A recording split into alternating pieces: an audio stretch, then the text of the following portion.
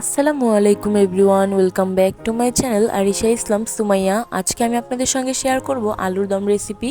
তো চলুন দেরি না করে দেখে নেওয়া যাক কিভাবে তৈরি করতে হয় মজাদার আলুর দম। প্রথমে আমি এখানে মাঝারি সাইজের 4টা আলু কেটে নিয়েছি। আমি এখানে ছোট ছোট সাইজের করে কেটে নিয়েছি যাতে করে তাড়াতাড়ি সিদ্ধ হয়ে যায়।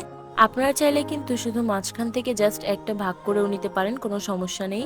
যাই হোক, এখন আমি আলুগুলোকে বসিয়ে দিয়েছি, এবার সিদ্ধ হওয়া পর্যন্ত অপেক্ষা করব।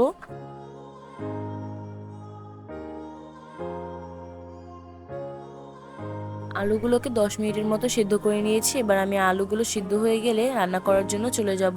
আলুদম রান্নার জন্য এখানে আমি পর্যাপ্ত পরিমাণে তেল গরম করে নিয়েছি। দেন হচ্ছে এর মধ্যে আমি 2টা পেঁয়াজ এবং 5-6টা কাঁচামরিচ কেটে নিয়েছি এবং এটা দিয়ে দিচ্ছি।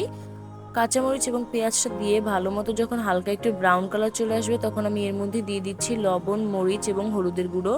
মরিচটা এবং লবণটা আপনারা আপনাদের স্বাদ মতো দিয়ে দিবেন, আর হলুদের গুঁড়ো দিবেন অল্প পরিমাণে।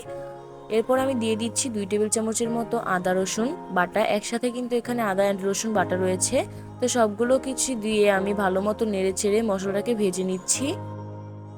মশলাটা ভাজা হয়ে গেলে এবার আমি এর মধ্যে 1 বাটি পরিমাণে পানি দিয়ে দিচ্ছি। পানি দিয়ে আমি ভালো মতো নেড়ে চেড়ে গ্যাসটাকে বাড়িয়ে দিচ্ছি অ্যান্ড মশলাটাকে ভালো মতো কষিয়ে নিচ্ছি।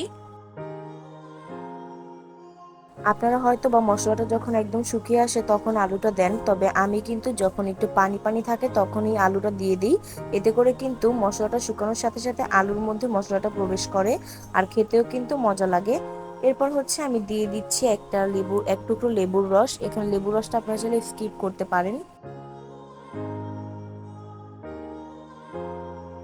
তো নেড়েচেড়ে নেওয়ার পর দেখতেই পাচ্ছেন কিছুক্ষণ পর কিন্তু এটা ঘন হয়ে গিয়েছে আর মশলাটা কিন্তু আলুর মধ্যে প্রবেশ করছে। এটা কিন্তু এই পর্যায়ে আমি এর মধ্যে দিয়ে দিচ্ছি ম্যাজিক মশলা। আপনারা চাইলে এটা স্কিপ করতে পারেন, তবে ম্যাজিক মশলাটা দিলে একটা স্মেল আসে সুন্দর। যাই হোক, এখন আমি সবগুলো উপকরণকে আবার একসাথে নেড়েচেড়ে নিচ্ছি। আর এই পর্যায়ে কিন্তু আমার প্রায় হয়ে গিয়েছে আলুর দমটা। আবারও ভালো মতো নেড়েচেড়ে নামিয়ে একটা বাটির মধ্যে সার্ভ করে নিচ্ছি। আর এই আলুর দমটা খেয়ে দেখবেন, এটা কিন্তু নর্মাল আলুর দমের থেকে একটু মজা লাগে, কারণ ভিতরে কিন্তু এখানে মশলাগুলো প্রবেশ করে।